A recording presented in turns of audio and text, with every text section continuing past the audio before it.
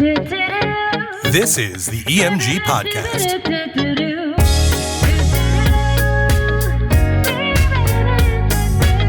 And welcome back to the beautiful EMG Podcast, now with video. They were just here, now they're back again. Yeah, welcome back. If you've listened to the part one of the series here, questions you will be asked, we are now here for part two. Michael, how are you? I'm doing well. Questions you should ask us during your initial consultation with EMG. And so the premise of these two episodes, like we explained in the first one, is to make sure that you feel a little bit more prepared for our consultations and for really the consultation with any entertainment vendor. And if you're looking at this, if you're watching it, listening, you have received this because you have set one up with us. And we get a lot of questions. Well, the reason why we did this episode in particular is because we do get a lot of questions at the end. It's like, is there anything I should be asking you? Yeah. And we don't want you to feel like that, right? We want you to feel like you have everything that you need coming out of that so that you can make a more informed decision. So we have 5 questions that you should ask us during your consultation. In no particular order and at some point during your consultation. Yeah, let's start. 1. So number 1 is what makes your company different than your competitors? Mm-hmm. And so this question, I think, is extremely important because you're going to be shopping multiple people, right? So you have to find what sticks out. And so I think with us, we take it for granted because we offer so many great things, and many companies only offer one thing.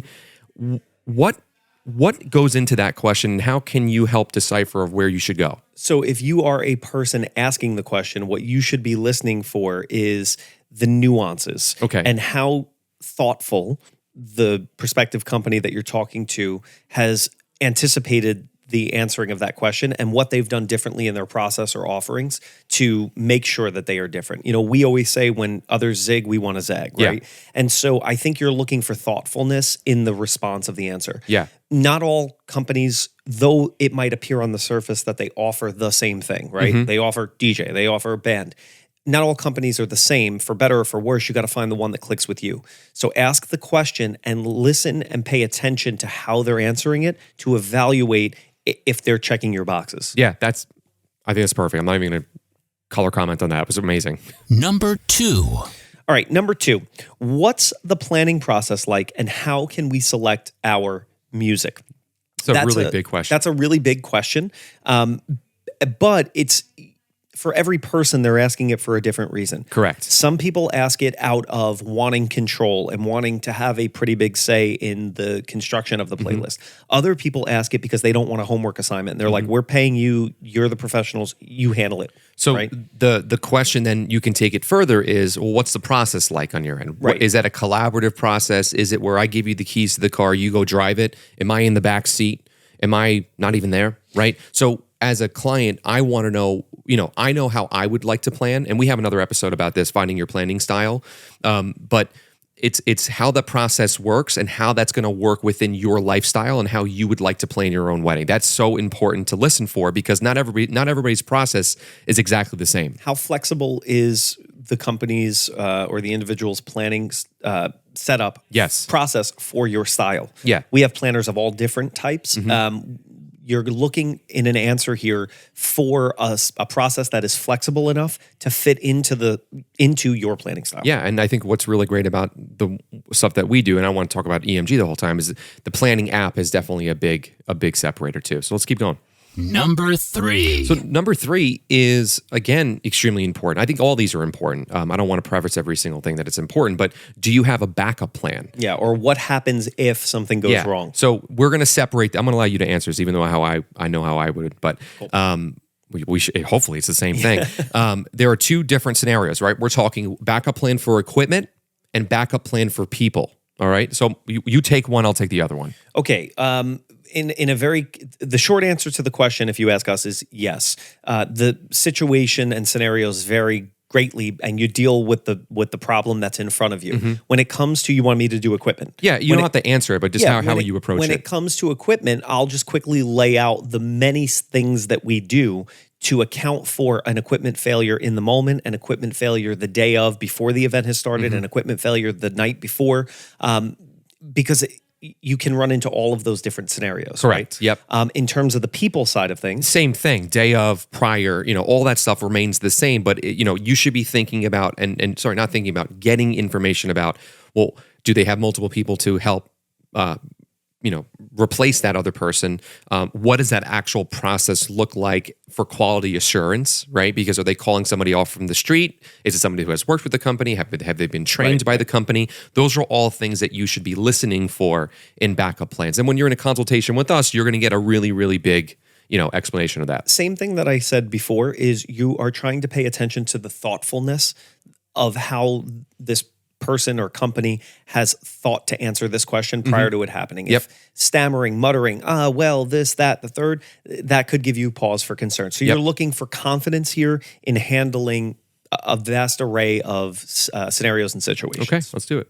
Number 4. Number 4. Mike, do you hold dates? Well, why would you ask me that question, Michael? Because a lot of people want to know if they've met with us, do you hold dates? And of course, The answer is no. okay, that's our answer. Yeah, our answer is no. We don't hold dates because we have, and if you listen to the first episode, we have way too many couples inquiring for multiple dates during the year, and it is a first come, first serve basis.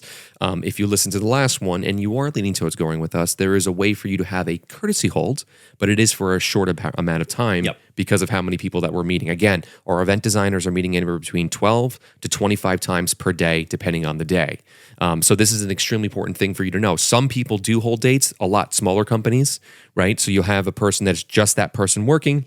They'll hold it for you for a week or so. We don't hold dates, and you only get that courtesy hold when you do get a contract. Correct. All right, and then finally, Number 5. Number 5. So what do your contract terms look like, and what does a payment structure look like? yeah, you should. That's a very relevant question for you to ask any vendor. Any vendor, yeah. So that you can plan and budget accordingly. Couple of quick tips here. You're looking for something that's easy, right?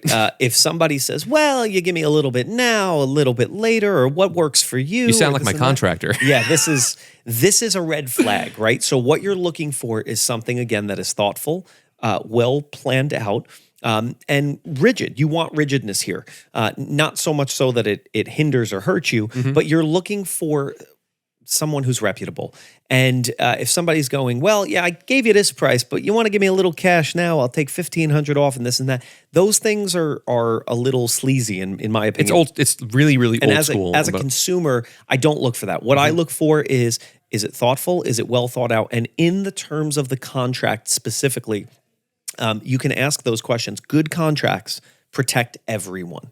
Correct. Bad contracts are typically one-sided that are only protecting the company that's issuing it. Yeah. So ask about, is there two-way protection in a contract here, and what your payment structure is like. Yeah, and going off of the payment structure, to put a button in that, why not ask this question? Because you need to budget, right? Yeah. Cash flow is extremely important, right? Because you're not just booking music, right? You're booking. You have your venue, which has to be first, right? Then you have your music, then you have your photo, you have your florist, right? So a lot of cash in the beginning is going out. So knowing what's going to be spent up front as a deposit is extremely important, and how the rest of the payment structure goes is also going to affect not only who you book, but how you book it, right? Correct. So important. So it just, I think these questions help clarify what you are going to expect in any consultation. You can use this across all vendors, really. For sure. And this gives you clarity, and most importantly, it's going to help you, whether or not it's true, it's the transparency of whoever you're interviewing. And with that, we will see you at your consultation. If you've listened to part 1 and 2, you are well prepped. We are looking forward to it. And feel free to check out the rest of the channel here. There is over 200 episodes of great planning tips for all things wedding as you continue on this journey here. Yes. And we'll see you on the next one. Have a good one. Take care. You can find us at elegantmusicgroup.com or on Instagram at elegantmusicgroup.